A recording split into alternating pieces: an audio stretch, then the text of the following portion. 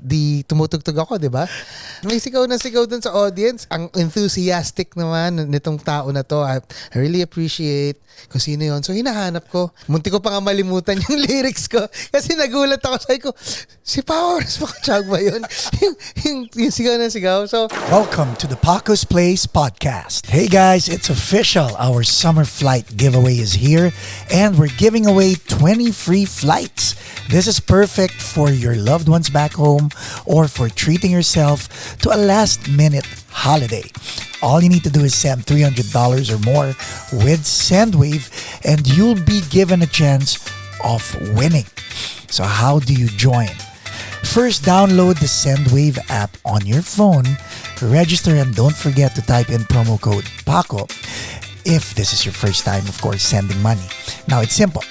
$300 or more with SendWave sent between August 11, 2023 up to September 8, 2023 gives you a chance to win one of 20 flights. Yeah. Plus, for every additional $100 that you send, you'll be entered again, boosting your chances of winning. Alternatively, you can enter the giveaway and find out more about it by clicking on the link in the description. So, if you're ready to win, send money with love. Let's go on. Rejuvenate your smile with Dr. Lourdes Capelong's comprehensive range of dental solutions. Along with general dentistry, Dr. Capelong specializes in cosmetic dentistry, including teeth whitening, bonding, dental veneers, and surgical crowns. Whether it's urgent care or preventive treatment, she'll take care of you and your smile. To schedule an appointment, call the clinic at area code 323-257-7582. And the podcast will begin in 5, 4, 3, 2, 1. Ladies and gentlemen, pwede ko na talaga sabihin, my good friend, Mr. Nyoy Volante. hello! Basta? Alam mo yung history talaga natin Yeah. no? Yeah, I always, di ba nung in-interview tayo sa Magandang Buhay, shinare ko yung experience. Share mo ulit. Yeah, so yun nga. No, but before I share it, I just want you to know na every time I tell that story, I tell a story about the States, kung kailan ako pumunta, palagi kang kasama. Palagi kang kasama sa kwento ko. Kakatuwa no? Yeah, fan mode talaga ako nun eh. No. I mean, kasi, para sa mga hindi nakakaalam nung kwento. First time I was here in the US was actually my first time out of the Philippines. Yeah. Oo. So, yun nga, pinalad na magkaroon ng career and then eventually people in the States wanted to na parang mag-show ako doon kasama I think kasama ko si Paulo Santos, Jasmine Trias. Yeah. I think Jer was there also, di ba? So yeah, tapos nung nagko-concert di tumutugtog ako, di ba? May sigaw ng sigaw doon sa may sigaw ng sigaw doon sa audience. Sabi ko, ang naman ito? Sabi ko, ang enthusiastic naman nitong tao na to. I really appreciate kung sino yun. So, hinahanap ko. And then I saw, everyone knows who Paco is, no? So, ako medyo munti ko pa nga malimutan yung lyrics ko. Kasi nagulat ako. Sabi ko, si Paco Arespacochaga ba yun? yung sigaw na sigaw. So, yeah, nakakatuwa na and hindi pa tayo magkakilala noon, hindi pa tayo magkakilala. But I've heard of you. Mm-hmm. I've heard of you and seeing you on TV kasi may TFC kami noon. Yeah. Seeing you on TV and watching you live, two different things. Yeah. And like kanina nagdi-dinner kami ng wife ko, sabi ko, we're watching Nyoy. When all his shows dito sa LA. Oh, wow. Grabe, no? Hindi kasi, authentic eh. Like you're a multi-instrumentalist. Mm-hmm. And when you play, I was watching videos, kumakanta ka ng VST, gitara lang yun at saka backing track, pero, ayan, kinikilabutan ako. Ano ba? Gitara lang yun at saka backing track, pero yung energy, and I was watching it on video, on Facebook, pero dala-dala mo eh. Oh, thanks, man. Bago tayo lumayo, you have shows, right? Yeah. How many more shows are you doing? Okay, so Huwag mo na sabihin kung saan kasi may gagawin tayo. But okay. how many more? Yeah. I have to be honest, no. I can't keep track anymore kasi Wow. hindi kasi Blessed. sobrang blessing na yung original na number of shows that I was supposed to do for this tour, sobrang nadagdagan siya na I'm very grateful. Maraming salamat po sa lahat ng naniniwala and who wanna hear the performances. So ayun, I'm very blessed na nadagdagan siya. So hindi ko ayoko magkamali. I have it here. I have the list. Pero So ito I really gagawin don't know. natin. Yeah. Humarap tayo sa camera. Okay. So invite all of them dito sa camera na to. Okay. Tapos invite all of them to watch your shows. Mhm. Tapos sige, game. Okay. So yeah, sa lahat po ng ating mga kababayan, kapamilya, kapuso na nandito sa United States, I'm here also. I'm doing a series of shows. My first US tour in a while, no? And the biggest one, kasi hindi lang siya sa California. Medyo umabot na ako sa New York. Galing. So I'm going to Chicago and all those places. So yeah, I'm doing that. I'll be here until next month. Wow. So Malalaki na yung mga puppies nun. well, so yeah, I wanted to invite everyone to please join me. I would really love to see you. I've prepared a really nice show for you guys, and knowing me, yung energy ko manggagaling sa inyo. So please be here. Yun. So habang nagsasalita tayo, nilalagay ko na rito sa gitna yung Yun! So andyan. So andyan yung mga details. So ayan, tingnan nyo na, di ba? Galing. Para at least panalo. And you know what, nakakatuwa? Because, so the reason why I set up this podcast is to, sabi nga namin ni Oh, congratulations, by the way. Thank you. Grabe. Ang reason ito is just to inspire people. You know, inspire people to live their dreams, to do whatever they want. And what people don't know is while we were having lunch, we were talking about this tour that you were going to have. Yes. So mga hindi nakakaalam, no? January yun, di ba? That was January of this year. Yeah, 2023. Nag-guest kami pareho sa Magandang Buhay. And I was very surprised kasi we're there in the Philippines.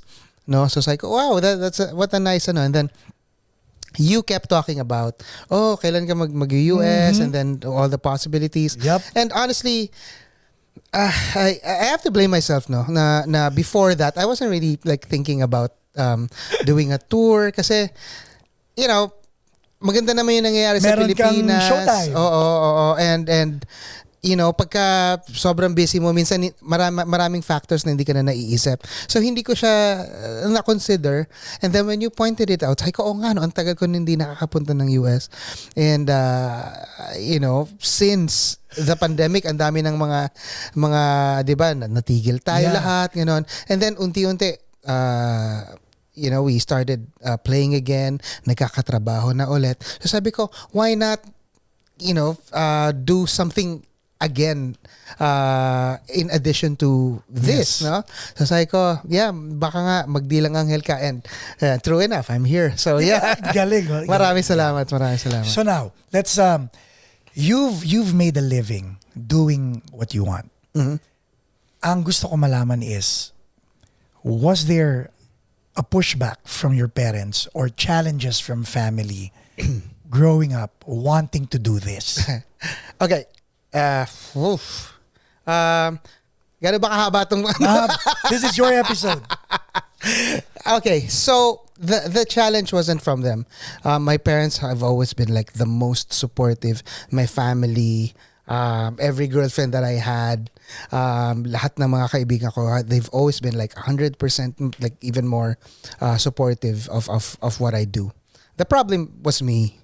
Explain. Yeah. The problem was me, and I'm kind of ashamed to say it, pero I didn't really want to be here. I didn't want to be a performer. But everybody knew you were talented. Okay, so ganito, as a kid, Okay. imagine a 5-year-old kid, ganon.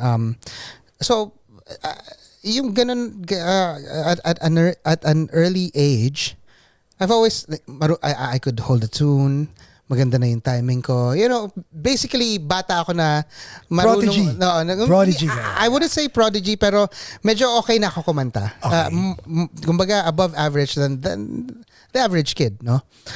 And of course, because of that, especially Filipino families, di ba? Parang, just tita mo, kanta ka or something like that. So yung karaoke, ganyan.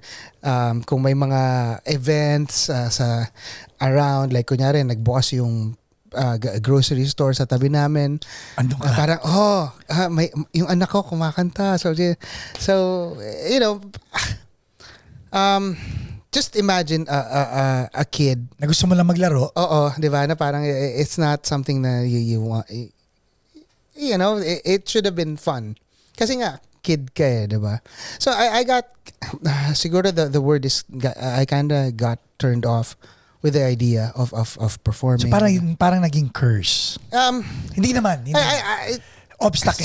Siguro sa mata na isang bata, probably ganon. That's why ang dami ko alam na instrumento. Kasi I wanted to learn all these things para hindi ako kumanta.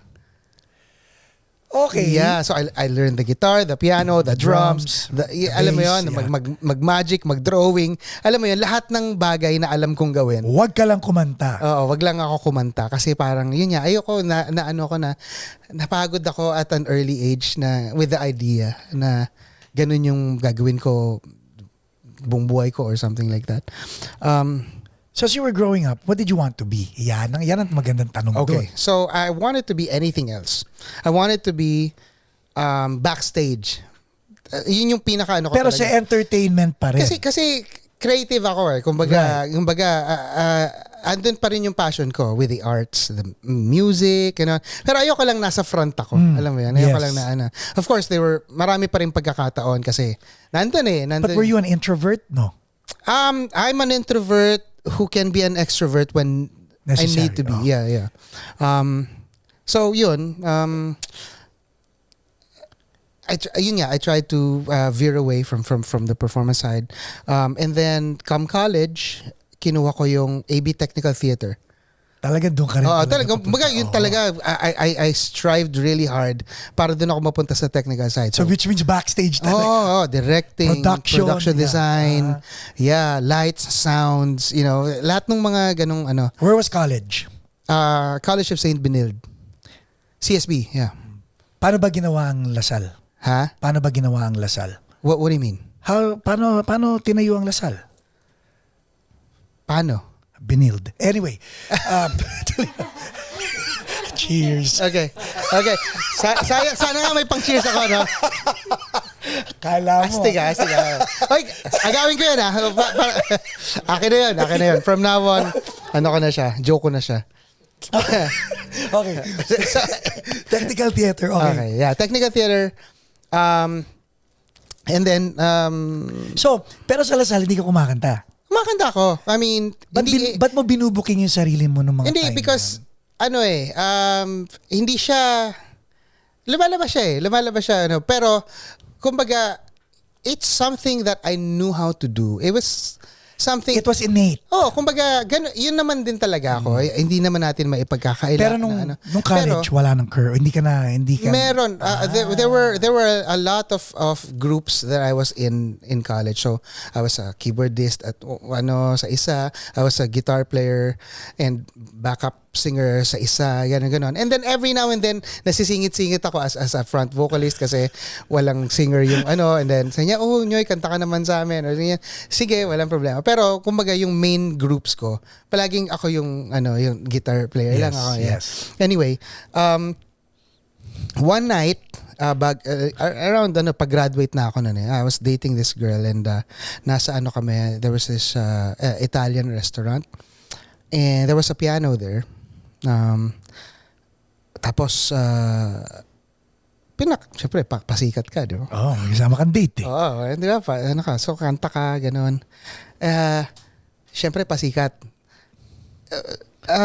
Si Venice Saturno pala was there. Oh shoot, hindi mo alam. Hindi ko alam. I mean, and I didn't even know what he looked like eh. I just knew from the names na, na Venice Saturno is a alam naman natin, the hit maker. Ganyan. So, lumapit siya, handed me his card. Ito, You sang and played piano. Yeah. What'd you sing? Naalala mo pa? I think I sang Lately. Na lately, so yun, Benny Saturno was there. Nagulat ako. Parang, wow. Sabi niya, let's try to do something. I'm interested. I really like your voice. Okay, great. But here's the funny thing. To me, okay na yun. Kumbaga, Top board na yun. Kumbaga, makikwento ko na yun sa mga kaibigan ko, sa mga anak-anakan ko, sa mga apo ko, di ba? Pinansin ka ni Benny Saturno. Di ba? You know how it goes, di ba? Pwede mong sabihin na, alam mo, at one point, kumakanta ako and then itong sikat na songwriter, nilapitan ako. I wanted to do it. And that was that. So, at least for a few months, I didn't really do anything with it. Pero hawak mo yung card. It was with me. It was somewhere in the house. And then... Tito Benny, at least alam mo na. Yeah. Kung ano ginawa ninyo. Hindi, pero ito na nga yung nakakatawa doon. Kasi nga, since wala naman ako interest talaga to syempre hindi ko sinabi sa mga magulang ko kasi sigurado. Pupush ka nila. Punta tayo mag-recording ka or something. Di ba? So hindi ko talaga sinabi, no? Until there was this one night na I think I was watching, kung maalala ko talaga, I always say kapag pinikwento ko it was the Sharon Cuneta show kasi yun yung natatandaan ko na and then there was this episode na parang she was interviewing mga singers na who were trying their best to make it in the industry pero walang nangyayari sa mga career nila. Yun yung theme. Yun yung episode, no? So, syempre na-guilty na. It's parang itong mga to nagpapakamatay, like giving their all para lang, to get like a small break. Right. And then there was this like solid, di ba? Solid na pagkakataon that was given to me and I didn't even like try to find out what that was, no? So,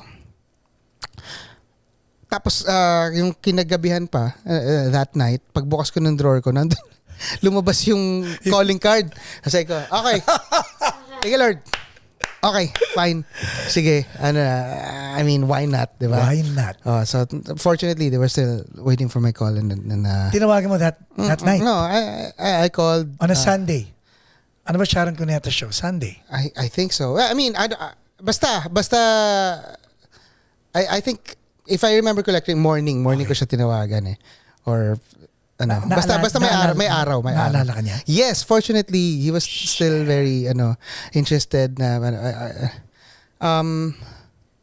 so yun, we did a lot of, mga... Wait, anong unang meeting ninyo? You went to Balete? Yes. Oo, doon sa studio niya. And ganun. At first, it was just mga projects mga maliliit na projects and then he also asked me to write some stuff or I think we won sa isang international parang songwriting. Before this, were you writing your own material na ba? I had some. Yeah, I had some. Pero it wasn't really, it was a hobby more than anything else. It was a, it was something, like I said, it was something that I knew how to do. And pero hindi mo lang talaga pinupush. Kumbaga, hindi yun yung gusto kong mangyari sa buhay ko. That's why hindi ko siya pinupush. But it was a talent of mine. It was something that I was comfortable doing. Pero it stayed a hobby in my head. Just like now, kung ano yung ginagawa ko ngayon, nagba-basketball ako, di ba? Alam ko naman, di ako magaling sa basketball. Pero, kumbaga, it's something that I love doing. And yun, pero clear sa akin. Clear sa akin, oh, may tawag ka. Clear. Clear sa akin na yung pagkanta or yung music, hobby lang yun, hobby. So okay, you were doing Venny. Sa mga projects. Nagko-collab na kayo, sumali na kayo ng competition. There was this time na alam mo yung Esperanza. Yeah. Yung Esperanza Yung telenovela. Yung telenovela. Yeah. Kay ano yun? Kay Judy Ann, di ba? Yes. Ang original na kumanta nun is si... Esperanza. Yeah, si Idol, si... April Boy. Okay. Di ba? Si April Boy yung original na kumanta nun. And for the television show, that was the very popular song. Yung Esperanza. And then they made a movie out of it. For the movie, they wanted like a more parang medyo mas classy, na medyo mas modern approach to the song. So, si Sir Venny thought of, ikaw papakantahin ko, What did he call you? Okay, so, well, he wanted me to have a stage name. Parang sina Ladin, di ba? Oo, yeah, sila Ladin. Shout out kay Ladin. Okay. So, he wanted me to have a stage name. So, I ended up being called Andre Ibarra. Yeah, Andre Ibarra. For just for that, for Esperanza. Esperanza, and then eventually, I think eventually, parang they wanted me to, kumbaga, i-carry ko na yung name na yon, no? How did you feel? There's something funny about, not using your real name. Of course, Nyoy might not be my real name kasi Nino ako. But Nyoy was a nickname of mine since I was a kid. So, it's practically my real name. Yes, yes. So, being someone else aside from Nyoy or Nino, medyo weird yun sa akin. But, I trusted the process. Like I said, I didn't want to be there that much. Pero, I went with the flow kung ano yung gusto nila mangyari. Ganun. So, gano'ng katagal na buhay si Andre Ibarra? Si Andre Ibarra. I think just for that project alone. Kasi they wanted me to have an album na after that. So, we made an album. Under what label? Viva yon, I think. The first, the first album that I had was under Viva. It was Nyoy Volante, entitled Nyoy Volante. So what was the conversation with Tito Venny? And the reason why I'm asking is because you made a stand eh. Kasi, tanda mo, ang sinabi mo sa akin, si Andre trusted the process. But after that stint, meron kang gut feel, meron kang conviction that Nyoy had to come out. So how does one who really has more to prove to someone who has proven a lot, start a conversation without antagonizing the person he's speaking with? Well, honestly, there was nothing to antagonize naman with Sir Venny. Was it a casual? Oo. I mean, Tito Venny. Lalo naman ako, okay, the scenario was this. Nyoy, ganito gagawin natin, ganyan. Okay, sir. Yes. Ayan. Ganun lang naman Yes, ako. Madali yes. naman akong kausap. Yes. And after all, since hindi ko rin naman yun cup of tea, wala rin ako opinion about it. Wala rin akong preference.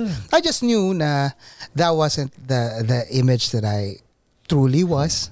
Hindi ako talaga yun eh. Yung naka leather pants, tapos naka tank top. Alam mo yun? I mean, pero yun yung uso. At sabi nila, yun yung isuot ko, yun yung ano ko. So, yeah. So si Andre Ibarra walang hinahawakan na instrumento? Yeah, wala. Ano ako nun? Ricky Martin ako nun. Hindi ako John Mayer nun. Ricky Martin ako nun. So, ayun. So finally, you had the meeting with Viva. Yeah. They made an album. Wait. Paano yung conversation? How did Nyoy Volante come out? Okay. First of all, anuin natin yung name, no? Kasi dapat Nino. Of course, Nino ako. Volante, okay. Nino Volante. So I wanted to be Nino Volante. Kasi yun yung real name ko. Yes. Like Nyoy is also my real name, no? But yung Nino is my birth certificate name. Yes.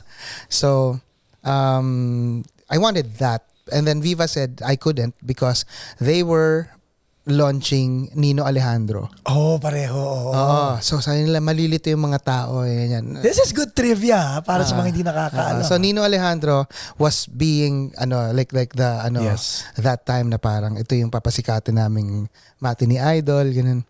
So you can't. Okay, sige. Sure. Sabi ko, let's do Nyoy na lang. After all, that is also my real name. So sige, Nyoy Volante. Okay, so we made an album. maybe it just wasn't time. Maybe because the songs were great. Alam naman natin, Benny Saturno like He mixed writes good songs. Yeah. great songs, hit after hit, no? Yes. Maybe hindi lang tumama with what I was doing. So, Yung image, walang masyadong nangyari with that career. No? did it frustrate you? Were you disheartened? Well, unang-una, fact one, definitely the songs and the production of the were not to blame at all. They were like very professionally done. More than anything, I think I was relieved. Talaga? Yeah. Kasi parang mas natuwa ako na, I mean, of course, after all the promotion and the in-invest nila, yeah. in-invest nila, ganon. Syempre, medyo nahihirapan ako. Pero tuloy, I mean, I guess I wanna say, I'm a professional. Kung ano yung kailangan kong gawin, gagawin ko no? So, after all that, and then walang nangyari sa career ko naman din talaga, I was happy. Kasi finally... Kumbaga parang pwede mo na i-cross out yun. Kasi pwede ko na sabihin na... Yan ha? Exactly. Di ba? Na parang sinubukan ko. Di ba? Parang, Lord, you know, in my heart, sinubukan ko talaga. Wala akong hinindian. I gave in to everything kahit hindi ko siya gusto. So, maybe now I can finally say na I'm free of this. Parang sinubukan naman natin I was sincere in the process. Okay na ako. Move on na ako. So, yun. Tamang-tama. Graduate ng college. Ganon. So, I was, nag-OJT ako first for New Voice Company. Grabe. Ano ko nun? I was stagehand nung una. Taga-buhat ng props. Living the dream, ha? Oo. Taga-map ng floor. Alam mo yun? Yung ano. And while I was doing that, I was so happy. Alam mo yun? I felt I was home. Parang sobrang, ito yung gusto kong gawin. Hindi lang naman yung pag-map ng floor. But this is the journey I want to take. Ito yun. Alam ko, ito yung ground zero ko. Exactly. And then true enough, eventually they made me handle the lights, and then yung sounds, nag-sound engineer na ako for ano. And then, did they know may debut album ka? Ha? Alam ba nila while you were doing this? Alam ba nila naman yun? It was happening during that time, pero yun nga, medyo paano na ako, paputol na yung relationship ko with that. Yeah. So, yun, and then eventually, because yun nga, with everything that was happening with college, I was directing na mga small plays, gano'n, and that was heaven. Alam mo yun. And then, during that time, while that was happening, so ano na ako, Mr. Director. In my head, small time lang ako, pero I was like, ano na ako. Ito yun Ito yun. I'm the king of all the directors in the world. Parang ganun. While all of that was happening, the John Mayer, the Jason Mraz thing was paputok na. Ano na siya, pasikat. 2001, 1999. Something like that. So, so I was doing the guitar thing. Kasi, clear sa akin. Where were you doing the guitar thing? Anywhere. Like may mga bars or ano. So pumwesto ka, nag-trip ka. Pwesto. At saka kaputukan ng acoustic. At saka nag-session guitarist ako for a lot of, like Isigera. Okay. Isigera, naging, niya ako, backup guitar player niya ako. Para ako si Mike Villegas before. So mga ganong stints, and then of course I was doing my own thing. But the difference was, it was very clear to me that I was a director. I was doing the guitar songwriter thing on the side as a hobby. And that mas secure yung feeling ko na it was very clear what the kumbaga, dito lang to. Ito na yun. Ito ako. And then may mga hobby ako on the side. Right. And one of them One of them was singing sa mga bars. And then eventually, yung mga bars wanted to pass me around. Oh, sabi nila, oy, meron kaming singer dito, baka gusto niyong subukan. So, yeah, sure. Sa akin, kaya nga mas natural yung yung pag-oo ko. Kasi Hobby lang yan hobby eh. So, mas natutuwa ako with what I was doing. Walang commitment. Exactly. No commitment to yourself. Exactly. Okay. At saka, ang galing, no? Oo, di ba? So, yun, nagtutug-tug ako ganyan. And then eventually, what's this? The places that I was playing in, may mga pumupunta ng mga celebrities. So, like, Bernard Palanca was Pero ikaw, there. hindi mo kinonsider yung sarili mo celebrity at this time? No, not at all. Not at all. It was, May album ki. Recording artist ki. di ba? Oo nga. Binaon ko na yun eh. Diba? Kumbaga, I was appreciative. Nabigyan ka ng break. Oo. I was grateful to my very core of the opportunity na But in my head, it was a fail. It was a fail. Not a fail for Vinny Saturno because he doesn't fail in that area. It was my fail. Right. And I was happy with that fail because I didn't want it. Alam mo yun? Galing ng kwento mo. Oo. Okay. So, sina Bernard pala, which is who is also a musician. Yeah. Nagpupunta doon. Alvin Patrimonio nagpupunta. Sabi ko, ang social nitong bar na to, pinupuntahan ng mga At ikaw ang pinupuntahan. Hindi. Well, at first, hindi ko iniisip yon. Okay. At first, I was thinking na that bar, puntahan pala to ng mga artista. Ganun, eh. And then, yun nga, pinagpapasapasahan ako ng mga bar. Sabi nila, oh, we have this good performer. Gusto nyo yung subukan. So, Nyoy, punta ka doon sa ganito. Sa Libis, sa Aruba. Question. Yeah. At this point, bakit hindi mo pinalitan ng Nino? Kinarir mo na rin yung Nyoy. I mean, hindi. Like I said, Nyoy, it's your been nickname. Nickname ko yun since I was like a kid. Paco. Diba? Since I was a kid. So, there was no problem using it kasi I used Nino and Nyoy. Yes. Pero ito, tinuloy mo na Nyoy. Nyoy na talaga. Nyoy na talaga. No. But there was nothing to use it for. Kasi nga, baliwala to. Oo, hindi naman to career eh. So, Yes. regardless of walang Nyoy or Nino sa inyo. Basta ako tumutugtog ako dito. Alam mo yun. So, yun. Tug. And then, yung mga pinupuntahan ko na na venue na iba, pupunta din sila doon, sila Bernard, and then at one point si Chito ng parokya. Kasama niya si Kay pa noon, si Kay pa sila. Sabi ko, parang may nahalata ako kasi parang like sila Bernard talagang lahat ng ko, parang ako yata yung pinupunta nila, nakakatuwa naman or something like that. And then eventually, mga record labels na yung pumupunta, ganon. And then they were, yun nga, may mga offers na ulit na parang, oh, we want you to do an album. Doing exactly what you were doing. Ganon. Pero ako, syempre scarred pa ako from the last May trauma pa. May trauma pa ako eh. So, say ko, pasensya na po. I mean, I'm grateful pero ganyan. And then eventually, yun nga, Vicor was the one who said na parang, sige, we just want you to release an album.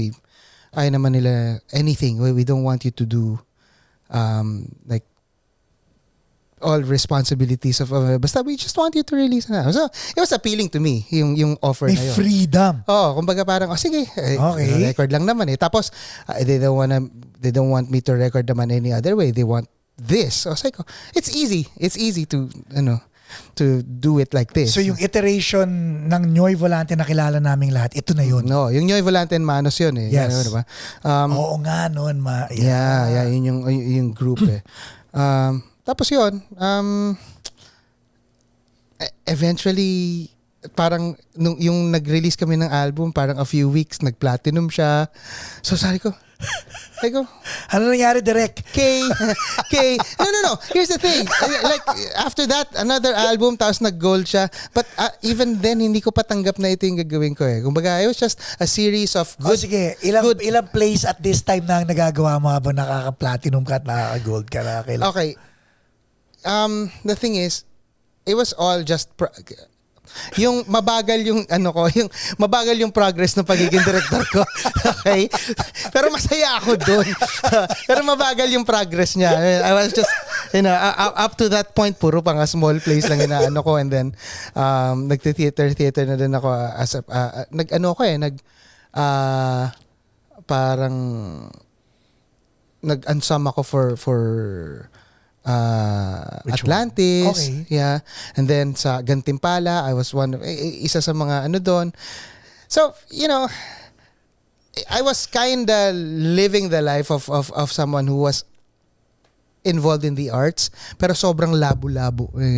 Eventually, obviously, because this is what I do now, I learned to love it. I learned to to realize na I realized na andito yung pinaka-strength ko talaga.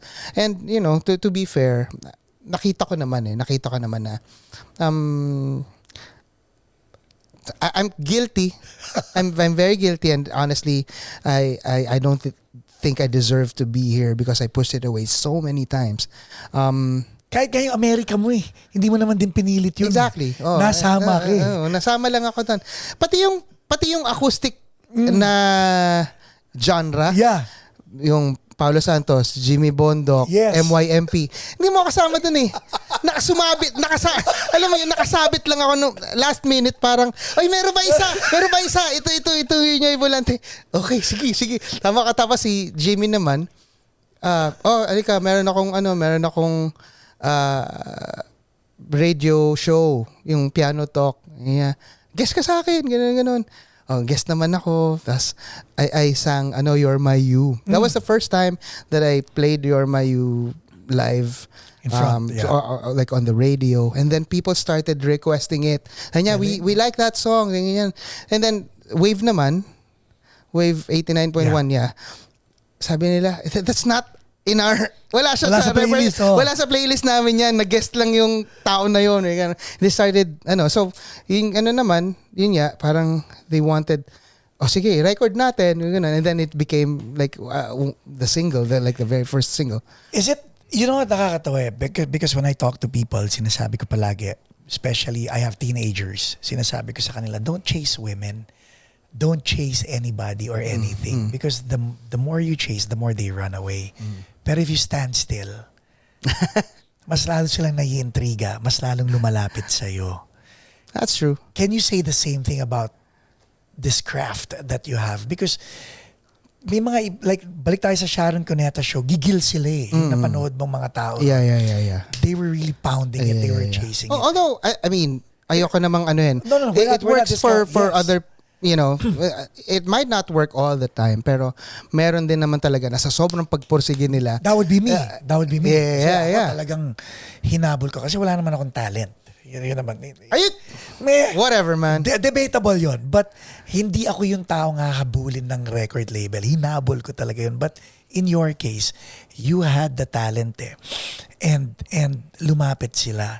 Now, ang question ko dito, having set it up, now that you've come to love your career, would you have done it another way? Knowing what I know now, Yeah. I would definitely have started it with that, the acoustic thing, because I feel like, I mean, again, nothing against everything that I've tried before that. I feel like that was like, yun yung medyo natural yung pagtanggap ng sistema ko. Because I wasn't trying anything. I was just being myself. I was just, being, like making the music that I knew how to do. And when that happens kasi, minsan yun yung indication na parang, this is where you're not trying too hard. This is what comes naturally to you. So dito ka. Ito yung mo. Ganda ng barometer na yun. Dito ka dun sa yung natural lumalabas sa'yo. Kailan mo tinanggap na hindi ikaw yung pinakamagaling na director sa industry mo? Hindi ko pa siya tinatanggap. No, but one thing I realized kasi with my singing and this career that is that it paved the way for my other endeavors and my other hobbies and my other interests, including the directing. So because of this career, people started, kahit na hindi naman ako like director talaga, pinagdidirect nila ako kasi Nyoy is very artistic and so yeah, I mean it's sad that I realized too late, hindi naman too late pero like very late na it would have kung sa simula pa lang in-embrace ko na to. But I don't think I would have parang feeling ko hindi rin ganito yung kalalabasan if iba yung approach ko before. Nakapag-thank you ka na sa parents mo? Oh, I always thank them. I mean, yung what I'm talking about, right? Yung conversation na, okay, fine. You were right. Nagawa mo na ba yun, di pa? I don't think so. Kasi, sa akin kasi, when I talk about my parents, I just know them as the ones who were there from the start. Yeah. And bago ka pa dumating. And yun yung not for anything else, yun yung pinagpapasalamat ko talaga sa kanila. Kasi alam mo hanggang ngayon sa mga gigs ko nandyan pa din sila. Sarap, no? Sila pa rin yung pinaka malakas pumalakpak. Sila pa rin yung nagre-request na Nyoy, gawin mo tong kanta na to. So mamaya may dadating na kasi hindi na masyadong uso ngayon yung nagpapadala ng mga tissue, yeah. Di ba? I mean, meron pa rin naman. Pero sabihin, it's not a thing anymore. Pero may dadating dyan na Nyoy, kantahin mo yung yung palaging gusto ni mama yung if there's a tear on my face. I never cry. I never cry. Pero Alice Cooper tawag niya doon. Nyoy, Alice Cooper. Okay. Pero yun nga, nakakatuwa kasi isipin mo hanggang ngayon, I'm 46? Hindi, turning 46. When are you turning 46? January. Happy birthday. Thank you. So yeah, as a 46-year-old, isipin mo from the time na natuto akong kumanta, that was like 3, and then 3, 4, 5, gano'n. Pero 5 kasi medyo talagang develop na ako. Pero at 3, right. I remember myself nakakakanta na ako ng mga Bayang Magiliw, alam mo yung mga siblings. Do you have siblings? Yes, I do. Older, younger? Younger. So did they look up to you? Yes, they did. I'm very grateful for that also. My siblings are also big fans of mine. Nung bata pa lang kami. What are they now? They're definitely not in music. They're in the corporate world. Very successful there. But yeah, at one point may banda kami. Alam mo yun, naturuan ko sila tumugtog ng drums, ng bass, and then meron kaming parang banda, alam mo yun. So yeah. Your daughter, are you forcing her into music? She's an artist also. That's definitely something that I'm kumbaga ina-apply ko yung mga natutunan. Have you become your parent? No, definitely not. Syempre, ang ipokrito ko naman, di ba? Although gusto ko talaga. Pero hindi ko siya pinipilit. But in my own little way, I'm like nung pandemic, wala kaming ginagawa, di ba? So it started with video games and then cunningly, like, you want to learn the bass, it's really simple, ganyan. So I started nung pandemic teaching her how to play the bass, and now she knows how to play the bass and the piano. So ibig sabihin, pag nagigitara ka, she plays the bass. Yes. Meron kaming mga na. Although medyo na-stop siya ngayon because yun nga, medyo tapos na yung pandemic, so marami na rin ginagawa ulit. And you're okay with that? Yes. Alam ko naman babalik siya kasi minsan na niya, Dad, kasi wala siyang bass amp eh. Meron lang siyang bass tapos kinakabit namin sa system ko nung pandemic. And then syempre, pag wala ako, hindi niya na-operate yung system. So I wanted to bring to buy her a small bass amp, ganyan, which I haven't done yet. But minsan sinasabi niya, Dad, can I have a bass amp? I was like, yes, finally. Naturally sa kanya. So paano pag yung daughter mo biglang naging director? care. You know what? Honestly, because of what happened to me, I wish that she's just happy with what Galing. kung ano yung gusto niyang gawin. I just wish na magpursiki siya with that, whatever that is. Yung mga let's talk about rejections because ang sarap like people think because of the kwento everything was just handed to you, you were just waiting by the bus stop, ito yung record deal, wala nangyari dito, okay lang, ito yung ganyan. But deep inside we are looking at you at a singer songwriter perspective, but then again you inward looking out, you're looking at yourself as a director trying to find this big break in that thing so inaano ko lang yung paradox nun, right? Ang tingin namin sa'yo parang, wow, yes, made. If I want to be like you, Nyoy Volante, the guitar player, music, multi-instrumentalist, songwriter, singer. But that avatar of you, yung director na yon. I'm not saying it's a failure, you're still waiting for your break, but let's talk about rejection in terms of your inner conflicts. How do you deal with it? Because sinabi mo, you've learned to love this. Parang parang betrothed ka. Parang, ito ang gusto mong pakasalan, pero ito ang ipapakasal sa'yo. Natutunan mo na lang mahalin yung pinakasal. Diba? Pero ando pa rin yung totga na... But are you talking about now? Now? May ganun pa ba? Wala na akong ganun eh. So, minahal mo na talaga to? Mahal ko na siya talaga. I saw what I can do and what I can be with this and honestly, I mean, full disclosure, 'di ba? Medyo matagal na rin ako in the industry.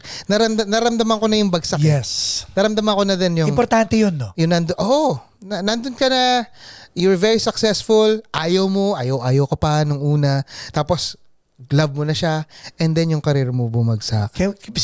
Tell our audience why that is necessary. It's necessary because it makes you realize na you have a gem in your hands.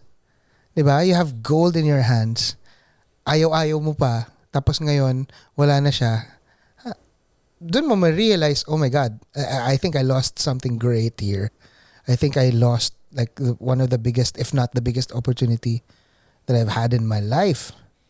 Diba? And then, yun nga, fortunately, and ako I advise yes, please. This, kasi, I mean, I'm not getting to the details. I'm not gonna get into the details of yung mga fail. Kasi ang daming in many forms. Ang dami kong times na nag-fail ako that should have, just kept me down talaga. Na parang dapat tapos na eh. Wala na akong career dapat. Ganun. But I just wanna tell everyone, no? If you work hard consistently, if you are someone who people want to work with dahil maayos kang katrabaho, aangat ka. And that's what happened to me. Fortunately, dahil maawain ng Diyos, umangat ulit yung career ko unti-unti. And when that happened, I held on to everything that nakaya kong hawakan. So ngayon, I still have my singing career. I discovered a lot of other careers in the process, and now I'm a part of Showtime as a judge, and which ran for 7 years now, like 7 seasons, and it's still here, and I'm still a part of it, and I'm parang I'm grateful. More than anything else, I'm grateful. I'm grateful to still be here, somehow to be still relevant. Somehow, kasi you have to understand, when you're a part of the industry, lalo na kanyari sa ASAP, and these kids, like sila Darren, sila talented as hell, man. Tapos, mga bago, alam mo yun, young, hot, alam mo yun, sila yung in thing ngayon dito, di ba? So, tapos yung mga Instagram nila, mga millions yung mga followers, ganun.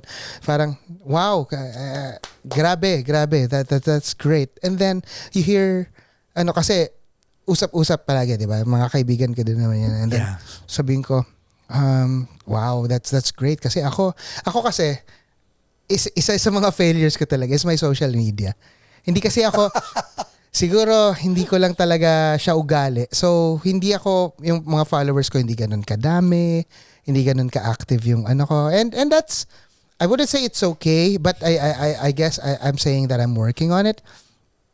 And then you hear from these kids na parang, kasi sir, parang kahit naman wala ka niyan, kilala ka na ng tao, Yeah. nirerespeto ka nila. And hearing that, syempre, alam ko itong mga to, sila yung ngayon di ba? So, hearing that from them, para it gives you some sort of Nakaka-validate, Oo, no? nakaka-validate na some sort of accomplishment Yes. na parang feeling mo, grabe naman, even if they're bullshitting me. But I don't think Yeah, but they even are. if even if they are bullshitting me, saan yung pinagkukunan nila of that idea, 'di ba? Parang it's enough Para sa akin it's enough na at least naisip man lang nila na may idea ng ganun. You know what I mean? So, yeah, again, after everything that I said, the bottom line is I'm grateful. I'm grateful to have somehow sa dami ng maling ginawa ko, I did something right to still be here. yung bago natin i-landing to, this is the longest you've been out of the country. That's true. Right? That is true. Yes. What was the conversation like with your daughter and your wife? Well, in the first place, they're here. Good. Yeah. Nauna ako by a few weeks, siguro mga 2-3 weeks. They followed. They're here now. But since yun nga medyo na-extend yung mga shows, They'll have to go home. They'll have first, to go yeah. home. Or originally kung kailan sila dapat. Yung dapat sabay-sabay kami. Pero hindi na ako makakauwi kasama nila kasi na-extend nga yung tour. So Right. so mauna sila sa akin by again a few weeks.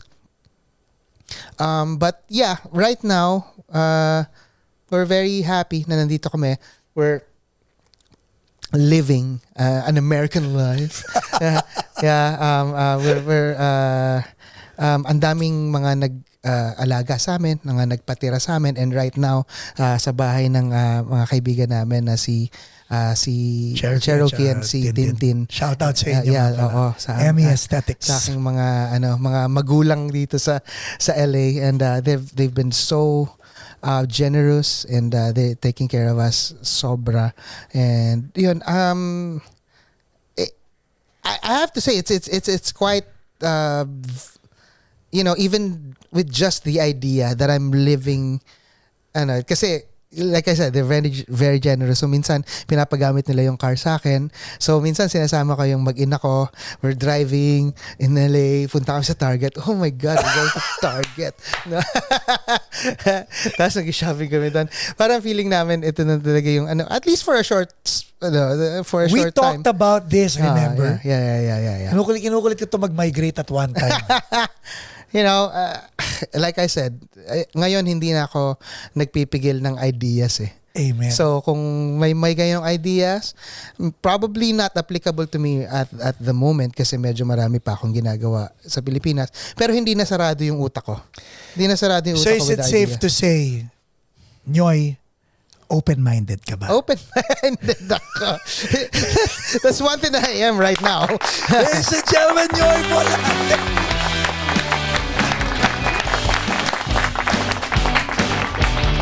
Guys, ulitin ko, panoorin nyo ito yung mga shows. Ayan, nakikita nyo ngayon. Please, and ilalagay natin ito sa description para at least nang sa ganon, pwede nyo siya puntahan sa mga dapat puntahan, okay?